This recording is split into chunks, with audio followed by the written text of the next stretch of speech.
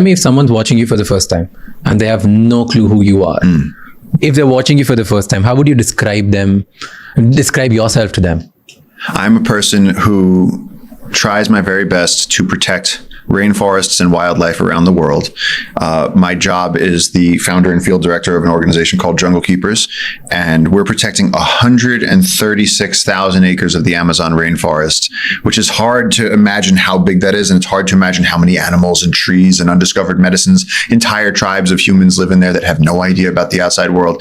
So protecting rainforests is crucial. Rainforest only exists on 6% of the landmass of Earth, and we're destroying it so fast because it's filled with minerals and nutrients and endangered species and all these resources, but we need it. This little belt of rainforest it's only 6% of the landmass, and it contains 50% of the life on Earth.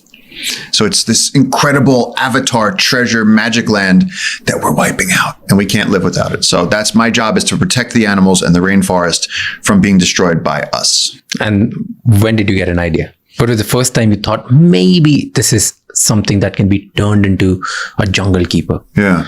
Well, first I spent years, and I tell this now because a lot of people message me and they go, how do I get your job? I want to do what you do. And I'm like, look, first of all, you never want to replicate somebody else's path. And so you want to blaze your own path and do it your way. But first, what you have to do is find a master to study under. You have to find someone doing the work that you want to do at the highest level, the way you want to do it. Yeah. And so I had JJ, who was a tracker and a scientist and this incredible jungle man. And so I spent 5, maybe even 10, I would say about 7 years just studying from him. And so he would take me on adventures, basically these expeditions. We would go into parts of the Amazon that no one's allowed. And his family is allowed because they're indigenous. And so they go on ceremonial hunting trips deep into the jungle. And we'd go for 10 days in an open canoe just up the... And so when it rains, you're freezing cold. When the sun is out, your skin burns. And I'm talking about 8 hours of sunburn. And then the following day, it's freezing cold all day because rain, sun. You have no protection from the elements. And we just take our clothes off. It's actually easier to be naked in the jungle in those times because if you get your clothing wet, then you have nothing dry at night. So we'd hunt for our food and fish for our food and learn the forest. And they said, take your shoes off if you're going to hunt with us. Your shoes are too loud. And so I learned to walk barefoot in the Amazon. And you just study and you learn, why do local people turn into loggers and gold miners, and how do the local people relate to their forest? And so 7 years of study like that. And then, at that point, then I started to do a little bit of telling people, okay, I've had these amazing adventures. I've seen anacondas. I've seen these amazing ecosystems like the floating forest. And I'd learned enough about the jungle that people started asking me about the jungle. And then I started saying, well, I know what we need to do to protect this. And I said, if we just had the funding, we could do this. And so you have the logistical know-how. Yeah. And then I had the plan, but it took all those years. And I had to have all of that base knowledge. It's like doing your PhD in the wild. And then we started going, okay, if we were called the Jungle Keepers, we could be the ones protecting the jungle. And at first it was just an idea. And then I drew the logo. And then I started going, and if you can speak it, you can make it happen. If you can just, as you start saying it out loud, you go, I'm going to run a marathon. You start telling everyone, Mom, I'm going to run a marathon. My friends, I'm going to run a marathon. Start telling them, and then you go start running. And it's like, then they expect you to run a marathon. Yeah. So I said, I'm going to protect the Amazon. Tell me the day one, okay, when you're in Amazon, in your book, you also mentioned that JJ, he doesn't teach you anything. He shows you something. Right? Yeah. Yes. So you just learn by observing. You don't actually learn by, there's no course or something that he walks you through. He would push you into it. You learn by experiencing. So the first time we were going up the river, and JJ said, I know about the medicines, and I'm going to teach you about the trees, and I'm going to teach you this. Okay, cool. And I said, well, I love snakes, so I'm going to catch snakes. He said, really? He said, I'm so scared of snakes. He said, my people, he goes, we kill the snakes. I said, I love snakes. I said, you're not killing snakes around me. I'm going to teach you how to do snakes. So we're going up the river for one whole day. We camp on the side of the river in the open in the middle of the Amazon. That's how deep we're going. You go for 10 hours from the nearest place. And this isn't like the jungle anywhere else. This isn't like you go and there's a village. No, you go and there's just jungle. Like Earth, the way the day God made it. Like it's just a planet like it was 10,000 years ago, just jungle from horizon to horizon. We're just going on this little river. You camp on the side of the river. Second day. Now we're 7 hours on the second day. And we see this big snake on the side of the river.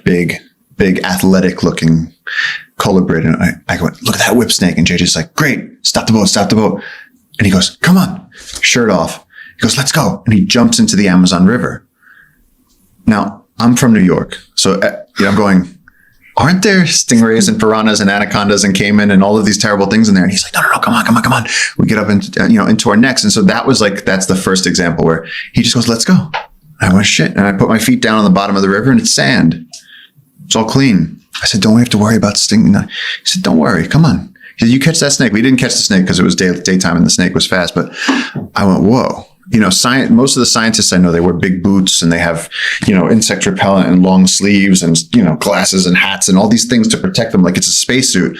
JJ's method, because he's local indigenous, was you take off your shirt and pants. You only need a machete. That's part of your arm. That's part of your body now, the machete. And so I started learning like that. The first time we saw a crocodile, he said, you think you can catch that? I said, I think so. He goes, great, grab it.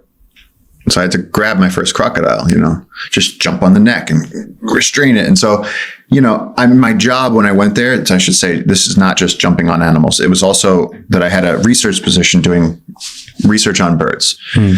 So someone who is doing their doctorate in macaws, studying the macaw populations all around the world. There's, I think, 16 something species of macaws. Most of them are endangered or extinct in the wild because people want the colorful feathers. Their habitat's being destroyed. Their trees are being cut down. And in this virgin part of the Amazon, there's still wild, like just clouds of red and blue flying across the sky. The most beautiful birds, these huge parrots. And so my job was to sit there every morning from like 7 a.m. to 1 p.m. just looking at where the birds come. They come to this one spot on the river. And so how many birds this hour? What's the weather conditions? So I'd have to put in my half a day of research. And the rest of the day, they said, the whole Amazon rainforest is yours. Go nuts. And there were no rules. No rules whatsoever. That was a cool thing because it was JJ's research station. So he just went, yeah. Go mad. I said, I'm going to go out at night with just my flashlight. He said, go. I said, I don't know what time I'm going to be back. He said, I hope you survive. It was just no rules. It was all up to me. So you're walking through this place of trees that are 160 feet tall with vines and there's jaguars. And I was great, man. I'd been kept in school with rules my whole life. And, you have to go, can I go to the bathroom? Shut up. Yeah. So tell me, if I followed you for one day, like what you're explaining sounds like a different world. Yeah. Right. You come from this world and you said the moment you see a snake, your first thought in your mind was, oh, aren't they going to be like something in the water, or isn't the snake going to bite or something? This will happen, that will happen. So your human brain, your modern world brain kicks in. Right? So if I follow you in the Amazon for the first time with you, at what point of the day I stop recognizing the rules of this world? At what point I forget that I come from a different world and this jungle becomes a new world for me? I think really quickly, because you're on this boat and you're going up this river and you almost can look back over your shoulder and look at like your civilization's back there. And then there's the feeling of knowing that there's no police, there's no ambulance, there's no help if anything goes wrong. So if you're following me and one of us breaks our ankle, the other one has to carry him. And you're in the wilderness and in the jungle. If you get off the boat and you go into the jungle, you couldn't see 10, 15 feet that way. There's so much plants in the way that you have to rely on your machete. You'd have to rely on me for every step, because if you take a step in the wrong direction, there might be a wasp nest under that leaf. If you get surrounded by wasps, you could be stung so much you die. If you take a step in the wrong direction, there's thorns that are this big. You trip, that thorn goes straight through your neck. And so anything can happen in this jungle. It's also, again, it's not that dangerous, but what could happen? I've had people standing right next to me slip, fall, and break their arm in half. I've had people standing next to me and trip, fall, and put their hand through the thorns. And so I go, don't touch that. I'm like, oh, he touched the tree. And now it's like, I'm like, can you watch out for that mud? It's slippery. She broke her arm. I'm like I'm always trying to keep people safe. But at what point this awareness kicks in? Again, there has to be some point, right? Like, yeah, it's pretty soon. For some people, it's going to be the first day, the first night, the next morning. A lot of times when you see the dawn come up over the jungle. But what really happens is the first time our boat hits the ground and we can't get it out, and you have to jump in the river and you have to push. So here's the interesting thing about the jungle. Here's the interesting thing about all nature is that it doesn't matter who you are, where you come from, what religion you are, what color you are. It doesn't matter anything. The rocks and the rain and the river, They have their own rules, and we have to play by their rules, and they're the original rules, and they're real. And so if our boat gets stuck and the river is dropping because it hasn't rained in days, we might not be able to leave that spot for a week. And so we have to camp there. And then we have to figure out how to get food once we run out of food. We might not have a week of food with us. How do we protect ourselves from the sun? Do we go in the jungle where there's mosquitoes? Do we stay out here where there's sandflies? Do you know how to catch piranhas? And it's like you have to, and then, oh wait, now it's raining. Now we have the opposite problem. Now the river's going up 10, 15 feet in 4 hours. Now the boat's racing downriver and there's trees the size of a truck coming down the river. And we have to say, holy shit, we have to get this motor started. The motor doesn't start anymore. And so now we have to use poles to push ourselves off the side of the river. And it's like, you have to be making decisions, and it doesn't matter if you believe that the river is rising or not. Everything today is like, well, I feel like it's this. We say, well, we think that this conflict happening in this country, I feel like this, and you might feel differently. You say, they're all good guys. I say, well, they're all bad guys, or vice versa. I say, I think what they're doing is right. And you say, no, what they're doing is terrible. In the wild, we all agree on this one thing. The river is rising, and if you disagree, you will die. And that's simple. So it simplifies life. And so that's the point where you go, oh, we're all on the same page. We're just tiny little animals on this giant planet. And so you remember that, because we experience life through our phones, through each other. And then when you're in the wild, you fall into the embrace of the elements. And I think that that's where we're supposed to live. That's where we always did live, except for the last 150 years. We've always had experiences. I mean, in the time I've spent in India, you talk to the farmers in Coorg, and they all go, oh yeah, there's my uncle, he's still got a tiger skin up in the attic, because back when we started the coffee estates, there were still tigers here. And you go, there's still tigers now? And they go, not really. And it's like, man, we used to have authenticity and some sort of balance. Every few years, maybe a tiger gets somebody. Most of the time, the tigers want deer. Mm-hmm. And so it's like, you have to live like that. You have to live in balance with nature. And I think that's what we've forgotten. But for you coming with me into the jungle, I think you'd be like, wow, this is amazing, until the moment that we were doing something real. Indian jungles, Western Ghats versus Amazon, do the same rules apply? Or are they different in nature? Because I'm sure there must be some essence of both the places which is completely theirs. First of all, the main difference between the Indian jungle and the Amazon is that the Amazon is so big that you have these areas that are wild, where there's no people. In India, Western Ghats, there's areas that are deep jungle, but there's someone somewhere close. There's some tribal village, there's some other village. And so this thing of that the jungle is lawless is not, Indian Forest Department has rules. You can't just go doing whatever you want in the forest. And that's a good thing. This is in a place like India, if there wasn't rules, the whole forest would be gone. And we know from, the farmers that Western Ghats helps create the weather patterns that give rain to the irrigation for how much of India? A lot. And so without that rainforest, it would change the climate of India. So it's crucial to protect it. And of course, you have mining and development industries trying to destroy that whole thing for their own profit. And they're stealing from everyone else. Every other citizen, every farmer, every community, every indigenous group, all the people that live in the cities, those industries, when they destroy rainforests, they are stealing from them, polluting the rivers that people depend on for fish and for water and for irrigation. And so that's one of the things that I've been fighting to educate people on, is the idea that, if you were to come to a major office building and try to set it on fire, it would be an act of terrorism. You'd go to jail. But if we go to a forest and we use explosives to destroy the side of the mountain, and we cut down the forest and kill all the animals and burn the trees, somehow that's just called development. It's not development, it's murder. And at this point on Earth, we've lost 50% of the wildlife on our planet. Not of the species, but of the total numbers of those species. So 50% of the life on our planet we've killed. Removed the habitat, actually killed the species. Tigers have lost so much of their range. India actually is an incredible success story for conservation because the tigers are going up in numbers. And so that's huge. In so many other countries, tigers have dropped off and are just gone. But what I try to explain to people is that we are still so connected to ecosystems, and we have to change the way we think that, society can just grow and grow and grow and grow. We cannot. We have to actually respect the natural boundaries. And that's where me and you on the river in the Amazon, we have to respect the rules of the rain and the rocks. But at the same time, India has to respect the rules of the Western Ghats that are providing the weather for them. Almost like the jungle is its own god. That's the way I look at the Amazon. So the difference between the Amazon is one is so big. I mean, the Amazon is the size of the continental US. It's huge. This is huge. So there's still places where you can go for 2 weeks by boat. And the reality there is, even though you might be in the territory of Peru or Brazil, you're days away from the nearest police station. You're days away from the nearest school or the nearest place you can buy a Coca-Cola.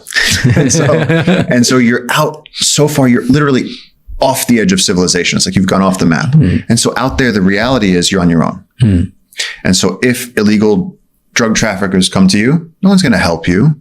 If they want to shoot you, they shoot you. If they don't want to shoot you, they don't shoot you. Sometimes you go, hey, you got a pack of cigarettes? They can be pretty friendly too. In India, I found this very, very different. And so I've had amazing adventures, watching the elephants move through the jungle. I've gone on a few rescues where a king cobra has gotten into someone's kitchen looking for water. And everyone in the village is so scared. And we've gone in and brought out this, 11-foot king cobra, this big, huge king cobra. And then we took a water bottle. I have a video of this. We took a water bottle and just dribbled it on her nose. And the king cobra, she starts drinking the water. All she wanted was a drink. And the entire village was scared of this king cobra. And everyone said, she's so dangerous. Kill it, kill it. They had the sticks ready. You're not going to kill this king cobra. They're endangered. They're special. And so this big monster just wanted a drink. That's it. And so in India, I think the thing is, it's not the big wilderness like the Amazon, but it's still so crucial. And there's still so many incredible animals that depend on me. There's frogs there that occur nowhere else on earth. There's still tigers and elephants and all of these beautiful animals. I mean, Western Ghats is some of the most beautiful rainforests on the planet. And so crucial. And so the difference is, again, one is very lawless and wild. And the other one, I think, requires a little bit more respect for the fact that there's many different people relying on this forest. It's just a tiny little sliver. It's just that mountain range. And so it's something that needs to be guarded like a treasure. And I think that the Western Ghats has a very special place for me. So do animals in these forests, they behave differently? Because Amazon, there is no human life, at least very little, very small, and they don't understand at least the modern rules of the world. So these animals are away from what we can do. Yeah. But in India, Western Ghats, because there's life existing, they would behave very differently because they would encounter humans on a very regular basis. Yeah. So do these animals behave differently? How coexisting works? What's the difference? I mean, just like you said, in the middle of the Amazon, there's places that humans have never been. And sometimes people will push back on that and they'll say, no, you mean no white man has ever. No. I'm saying no human has ever been. Humans have only been in the Americas for how many thousands of years? And the Amazon is so big, you haven't had a human living, walking in every single piece, every single stream, every single valley. And what nobody understands is I've flown low over the Amazon. And when you see there's a tiny little river, it looks like a piece of hair going through the jungle, tiny little river here. And then you look over here and 70 miles over there is the next river. And in between that is flat jungle. No scientist has been in between those rivers. And even the indigenous people, they stick to the rivers. They're not going to go on an expedition through the center of that jungle. And even maybe they will once in a while, once every generation, but big parts of the Amazon rainforest have never been explored. And so that's something that people get wrong. But when you're out there, the jaguars they'll walk up to you and they'll look at you because there's a jaguar. They don't know. They're going, I'm the king here. Who are you? They don't care. They're not scared of you. And a lot of the other animals also, they know their parents teach. People don't realize their parents teach them things. And so they've learned, well, that animal's dangerous. That animal's okay. This animal's a friend. That tree is okay. What's that? And they see this bipedal thing walking by and they don't care. In India, it's totally different where, you have elephants that have been living in conflict with humans, where they're going into farmers' fields and their forest has been cut down. And so the elephants go in and there's jackfruit and pineapple and all this amazing stuff. And they go, yes, please. I knew a farmer, he lost something like 20 lakh rupees to an elephant that ate all of his bananas in one night. And I was like, oh God. And he goes, yeah, I want to kill all the elephants. And I said, well, I understand that. And I said, but the poor elephants, I said, you cut down their forest. So there's the human elephant conflict. There's the human tiger conflict. And so it's animals and people. But that's the amazing thing about India is somehow it works. Somehow there's more tigers in India than anywhere else. I mean, South India has the greatest population of tigers and elephants, I think, in all of the world. And so, but it's also so densely populated. So it's just proof that in India, the rules are very different compared to the rest of the world. And, but that's beautiful. It's amazing. It's amazing that can all coexist, and that there's, the corridor system between all the protected areas like Nagarhole and Bandipur and all this. And it's just incredible, beautiful, protected wild that also, again, it's different. We have to guard it like it's a treasure because it has become limited. And so it's the opposite. It's very different from the Amazon. The other thing is, in the Amazon, the animals will not, there's like a jaguar, then there's anteaters, and there's really nothing other than a mosquito that's going to hunt you. Indian forest is actually more dangerous than the Amazon because you have bison, sloth bears, elephants that associate humans with problems. Yeah. They've been attacked by farmers. So now those tuskers will mess your life up. I've seen a female elephant where a car got too close to her, and she went and just knocked that car. And you saw the wheels go up off the ground and the person sped away.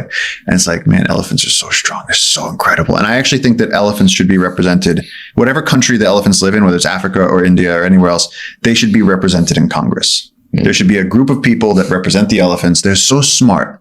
I think that they're above, they should be considered non-human beings. Why? Well, they're so smart, and they have family units. And again, whales. What do you mean by smart? Wildly intelligent to the extent that we might not be smart enough to understand how smart they are. Give me an incident. What made you realize this? So there was one day that I was walking with a herd of elephants and the forest department, and we're moving this herd of elephants from one place to another place, and we're crossing on this road, and there's village people coming through, men on their bicycles with 2 kids in the back, girls carrying water on their head, and the mother elephant, the matriarch, turned, and there was this young woman, and she backed up against the edge of a house, and there's an elephant looking at her, this giant elephant, and she puts her trunk against the girl's belly, and then without speaking, without making any sound, the other elephants all went, "What?" And she's clearly communicating with them, but I don't hear anything. It's not like a dog where it barks. She's just communicating with them through seismic things in her feet. I don't know. All the other female elephants came over, and they're all touching her belly because she was pregnant. They knew. We didn't know. She didn't look at all.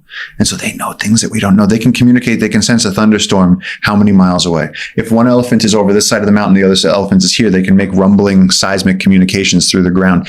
They have technology. They have a memory that we can't conceive of. And so they've even documented elephants in Africa using medicinal plants to induce labor.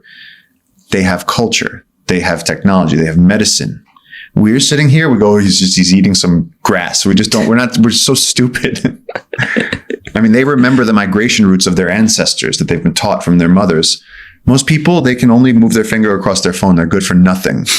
So I think elephants should have a higher stake in society. You said you saw this elephant going to the woman. She was pregnant, and the woman didn't know, but the elephant knew. Yes. Right?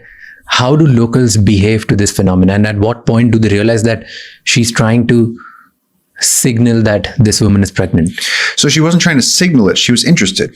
She was just indulging her curiosity, and she said to her sister, come see this. And then the other elephant came too, and they did this, and the poor human was like, oh God, and they're touching.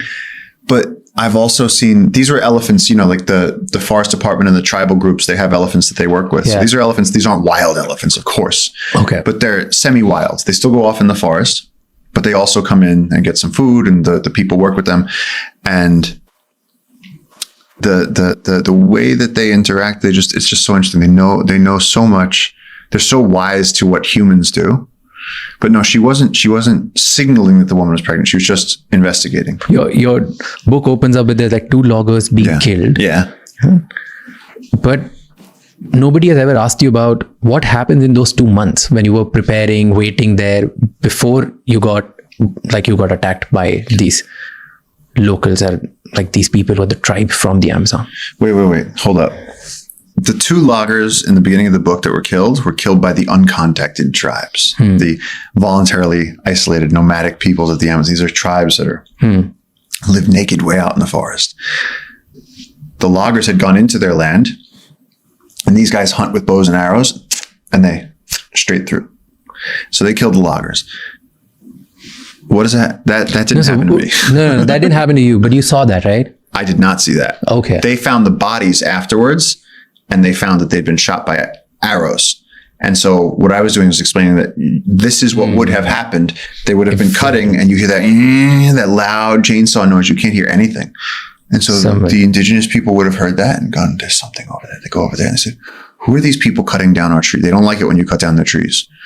And so they have 6-foot arrows that they shoot, and they go completely silently. And a lot of times when these arrows hit you, they go completely through your body. So 1 second you're breathing, and the next second you just have a hole that goes through your body. And then the next few arrows will hit you, and then you go down. And so that they don't tolerate people coming into their land. These are the wild tribes. These are not people that we cannot talk to. But how do you behave in jungle when you know this is the danger? They're only in certain areas. We don't go into the areas where they live. First of all, that would be suicide. Second of all, it would be almost homicide to them, because if we go into their territory, our breath, our hands, we have access to outside pathogens. We've built up an immune system that has dealt with civilization, and we can exist holding onto the poles on the subway or the metro, and that would kill entire tribes. Entire family groups and tribes have been wiped out by outside pathogens. When the Europeans first came to North America, I know there's the stories of them giving blankets with smallpox to the Native Americans because it would just wipe out. They wouldn't need to have war with them then. It would just wipe out people. So with these isolated sort of virgin populations, we have to be like, they're epidemiologically extremely delicate. So we can't go into their territory. We have to let them just be. And they're just talking about jungle keepers. If you go there, they'll make sure that you remember. And again, there's the thing about the lawlessness of the Amazon. Even though they're within the territory of Brazil or Peru, they've never heard of this country. Yeah. They're in their jungle. That's it. And their rule is, so again, whether or not we agree, some people say we should go contact them and tell them about airplanes and Jesus and iPhones. And other people say, no, we should leave them like that forever. They should be stuck in the jungle, and we should just protect them, and they should spend another 1,000 years like that. They should never change. These two groups fight. Even the anthropologists, there's different groups that say different things. What do you think? But when you're on the ground, it doesn't matter what you think. The reality is, if you see them, you got to run for your life because they're going to shoot you. And that's not saying anything mean about them. The only reason they're still alive is because everyone's too scared to go near them. It works. What do I think? I think a little bit of both. These people exist on the land that I protect. So in the 136,000 acres that Jungle Keepers is protecting, and now me and JJ, and there's other people on the team, this guy, Roy, Mos, and Stefan, there's a whole team of people that are part of this directorate. And then we have agents and rangers working for us. In that huge territory of the Amazon that we protect, live these tribes. And so when I released the footage a few months ago of these tribes, I got some criticism where people said, how dare you use this footage of these poor people? It's exploitation. You're just using it to get yourself famous. No, we're using it to raise awareness because these people are being killed by the narco traffickers and their forest is being destroyed. And if we don't tell their story, nobody can, because they can't come on the podcasts. And so we were trying to advocate for them. And now we're protecting even more land because we've come and announced to people, these people are out there, we've gotten support. But as we protect their land, what we realize is that, you know, they're going to remain there, and we have other indigenous groups that are that work with us, that are part of the Jungle Keepers family, and they don't know what to do about the tribes either. So do we talk to them? Do we not talk to them? The tribe will come out, and sometimes they're like, you know, we want bananas. We don't have access to farmed anything. We have to go hunt a monkey. We have to go find a turtle and eat that. And like, man, if you just learned how to plant crops, you'd have all of the carbs you'd need to sustain life. And so they're pre-agriculture, pre-metal age. They don't have stones. So they're really living a pre-Stone Age life. Now, some people say these tribes have splintered off of other tribes about 100 years ago. So they're not pre-Stone Age tribes. They're actually just kind of just lost splinter factions. They're just like lost groups that got pushed into the forest. And either one is possible. I don't know what the answer is, but the life they're living right now, I don't think is one that is desirable by anybody. It's very difficult, very unforgiving. If you break your ankle, you die. You get an infection, you die. There's intertribal warfare. They steal women. God only knows what the infant mortality rate is, what wrong beliefs they have. They probably have some interesting creation myths. Yeah, sure. But they also probably don't. I mean, think in the gold rush in the US, people thought they could use lead to close a can of beans, and how thousands of people died from lead poisoning. Like in human history, there's been plenty of times that we believe the wrong thing. Salem witch trials, people going, she's a witch. And they go after these people and crush them with rocks. So God only knows what these people believe that just isn't true. They have no access to science. And so I think that knowledge and science and culture helps people. And I always explain to people, if you're in New York City and you see a homeless person on the side of the street, there's no one to help them. And in the rain in February when it's freezing cold, they're huddled and they're on the street by themselves. And I explain to Americans the difference where like you go to the slum in India and you see that, but there is some sort of culture. And they still have dishes that they cook that have been handed down. And there's sort of a support network of other people in that situation. Whereas here you're on your own. So, okay, for a second, let's go back at handling snakes. Like, tell me more about them. Tell me, how do you understand what are the snakes like, non-venomous ones, venomous ones? How do you identify? Like, give me more understanding about snakes. Great question. And I always want to educate people about snakes. And so one of the best ways to educate people about snakes is to show them a snake. Because most people, when they say they're scared of snakes, what they really mean is that they've never met a snake. Now, this is a species of boa constrictor, red-tailed boa from South America. So this is one of the species we find very, very similar to this in the Amazon. Okay. And this is still a baby. They get to be as long as this table, as thick as your leg. And so what I'm going to do, how young? Invite you. This may be probably under a year old. Okay. So if you just put your hand out like this with the thumb out, you won't bite me, right? It will not. Look, is it biting me? No. But like, are you sure? I'm pretty scared. 100%. Like, so just take the tail. that. Just take the tail. Just hold the tail. Just wrap your hand around. Maybe it senses that I'm scared. So you just act like a tree. Yeah, you're okay. You're okay. So you just see, and she's going to lift your hand up. Mm-hmm. Good. She's going to put her tail. She's going to hold on to you a little bit. This is a small baby animal, so you have to be protecting her. You don't want her to fall. Okay. You just have to be the tree. And see, she's just trying to feel secure. I know you're going to be spooked to the head, but this is not an animal. She wants to eat mice. She wants to eat a bird. And see, she's just looking. She's so beautiful. The scales on their heads. And so again, you don't want to pet. They don't like it to be poked. It scares them. Okay. She says, this is something that's attacking me. So you just be like, I'm just being the tree. And so she's looking for the next branch to go on. And so I give her the next branch. No. See that? She gets scared. She goes, should I defend myself? So snakes aren't aggressive. They're defensive. When people say that's an aggressive snake, there's no aggressive snake. The only snake that'll eat people is a reticulated python. They eat little Indonesian grandmothers from time to time. So aren't they venomous? Absolutely. And if this snake was venomous, we would not be handling it here like this. I wouldn't risk your life and I wouldn't risk my life. This is a very, very calm, non-venomous snake. Why don't you lean in and look at her face? She cannot come closer to you. Lean in. Look really up close at how beautiful her scales are. She's got a very pretty face, those beautiful eyes. And they have this incredible feature where when they lift their head, their eyes actually rotate. So if their head is facing down, their eye will rotate up. So they're never actually seeing sideways or anything. An incredible adaptation. And you see the beautiful coloration on her tail. Now look, a snake, I'll show you something she won't like. She won't like being on here. It's not very easy for her to move. But she likes you. Please hold. Please. Okay, then. But that's good. She goes to you. So, but why is she coming to me?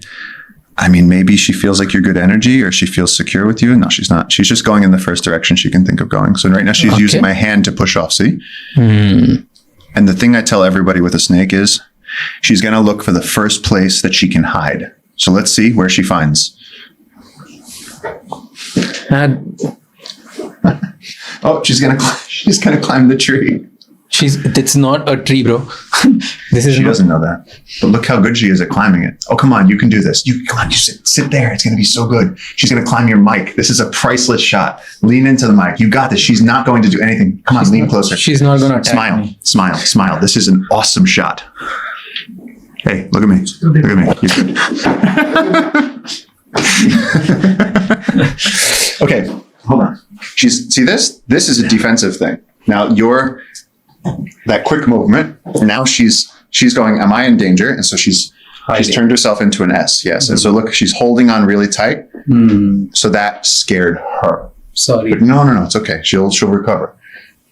So look, now if I just touch, they said they don't like being pet. If I just touch her tail like this, she's going, I don't really like that. I'm going to keep going. And then so see how she's calmed down now. She got scared and she goes right back to being calm. She's just seeing if she has to defend herself. Absolutely not trying to be aggressive in any way. I'll take her back over to my side. But what happens if she bites? This one, if she bit you, you'd be okay. It'd be a couple of scratches. Okay. Be a couple of scratches. Now, that's not the case for something like an anaconda. Now, I can't show you an anaconda today, but I can show you something kind of similar. What? Well, there's only a few snakes that get to be the size of an anaconda. There's anacondas, there's reticulated pythons that get to be even longer than anacondas, there's boa constrictors that get to be very big. But one of the most famous snakes and one of the most readily available to handle snakes that get to be that tremendous length are Burmese pythons. And you're going to love this. Watch. I could hear this. She is hissing. Yeah. I'll have to get it. Now I get him. Yeah. All right, here we go. So this is a Burmese python, which you might recognize because Please put it away from me. yes, this is a huge python. Just gonna try and get her. Let's just get her on the table. Yeah. So this is the closest thing I can show you to an anaconda in a setting like this. Now again, this is such a big snake, and like the littler snake, she's doing everything she can to feel safe. So she's grabbing onto the table right here. What if she attacks? She's not going to attack right now. So the fact that she's calm is a really good sign. But you get a sense of how powerful this snake is by just looking at how hard it is for me to lift it. I cannot lift this snake. How big would this be? This would be about a 14 or 15 foot snake, I believe. So she's just. And how much would she weigh? I don't know. I'd imagine probably about 180 pounds. So this snake weighs the same as me. And what if she attacks? Like, what's But again, what would make her attack right now? So if I was to hurt her in some way, maybe she would defend herself, but she's not going to attack. But why is she why is she making this? Well, that's how they figure things out. That's how they see. So she's scenting the air with her tongue, and then they have something called the Jacobson's organ that's going to the roof of her mouth, and she's getting information. So she's learning about us. But I mean, this is such a beautiful, beautiful snake. Wow. Yeah, that's a dragon of an animal. Good girl. Good girl. Yes. You're very big. And Very big and very powerful. So when we're dealing with anacondas, that anaconda that almost crushed my collarbones would be this something. This is about the size of that snake. Yeah. See, Just gonna try and. do you find these kind of snakes in India? So this is very closely related to the Indian rock python. This is Python bipitatus. I've never seen it at a podcast. Look at this thing. Good girl. She's just putting on a show. Wow. You see how beautiful all these just tens of thousands of scales. And snakes are not like fish. Their scales are part of their skin. With fish, scales. And how are the old skin. would this snake be? She's about 6 years old. So this is obviously a captive snake, but she's raised well. She's very healthy. She's clearly loved and taken care of. I've never had a conversation in my life with this danger being this close to me. Danger. No, she's sweet. She's not being dangerous right now. See, she's coming to me, please. She wants you. No, she doesn't. No, please. Yeah, go to him, man. Go to him. See, she likes you Well, better. she knows. She knows. See, most people like me, they would feel course. fear at this point. Of course. At what point did your fear go away? After handling hundreds and hundreds of snakes, but she's calm, right? Because she knows people. She's been handled. So see if you can lift that. Now that her head's all the way over here, see if you can lift that side of her body. You could just put your hands underneath and try and lift. Just try. Oh my God. Yeah. Dude. Not wild. Wow. Yeah. This is insane. She is insane. The thing is, there's so much of her that's not even on the table. Why don't you? Yeah. I would just take the back, Tristan. Put it over her shoulder. What if she crushes me? She's not going to crush you. Stand up. Stand up. Stand up. Come on, stand up. Stand up. Come on, you got this. Yo, let the warrior out. You're good. You're fine. Her head's nowhere near you. What if she? My question now, I want to start interviewing you. You ever been in this position on a podcast before? What's your favorite color? No, let's stay calm. Let's stay calm. Where are you at? Shh. Okay, come back. So now we're going to let her slither over me, over you. She's going to move this way. Yeah, let her go. You feel all those muscles. What are you feeling right now? I don't know, man. Can you feel the muscles moving around your neck? I could feel and how she's transferring weight from here Yeah. to here, and Yeah. now she's trying to get out of me. Yeah, you feel how strong she is. Yeah. If you just like take a big breath and like hold me, it'll be crushed. Yes, this snake could easily crush both of us. She's so strong. Don't get her face, I'm not. Naomi, please. I'm not. Can I leave her? No, you can't just drop her. Okay, that face is coming near me, man. Okay, I'm okay. You're good. You're good. You're good. Just smile. It's okay. Oh, no. You don't want that. You can't fit through there. I don't care what anybody says. Wow. This is taking a lot of my strength. I can sense it. Okay, let's get her down. No. Thank you, buddy. Thank you for being kind, Okay, man. just go to sleep. Should I leave? No, you're good. You're good. Why is she? So anyway, what were you saying? So when you think of big snakes like this, first of all, they're apex predators. So these guys actually got introduced to the Florida Everglades in the US. And while they're the perfect apex predators in their natural environment, here they're invasive. And so they're actually such effective predators that they're eating everything. They've been found eating the alligators. And so you asked me if this is the same as an Indian rock python. These Burmese pythons tend to stay more in the jungle, and they may overlap into some part of eastern India at some point. But as far as I know, this is Python bivitatus. And then in India, you find Python marulis, I believe. And that I've found in southern India. And they seem to like more arid, sort of dry areas. But again, you can get these incredible sizes where they're eating dogs, deer, really whatever they want. And an animal like this is going to find places in the forest to rest. They'll eat once every 6 months, once every couple of months, whatever comes by. But absolutely amazing animals. Now, the interesting thing is that the first snake I showed you, that South American boa, they have live birth. The babies come out of them alive. This big girl's laying eggs. That's one of the differences between the different species. Some of them So they lay eggs. This one will lay eggs. This Burmese python will lay eggs. I can't get over her color. I'm really freaking out. This is such a beautiful snake. You know? Tell me, see, even though you've man, Try thinking. Yeah. even though you have come out of the fear of being around them, Yeah. like you seem to be pretty comfortable and playing around. You understand them. Ooh, she didn't want to be kissed. She doesn't like that. She didn't like that. She didn't like that, man. So you've said that animals only become. No. Can we get that back in place? I knew when she was going for it. Yep.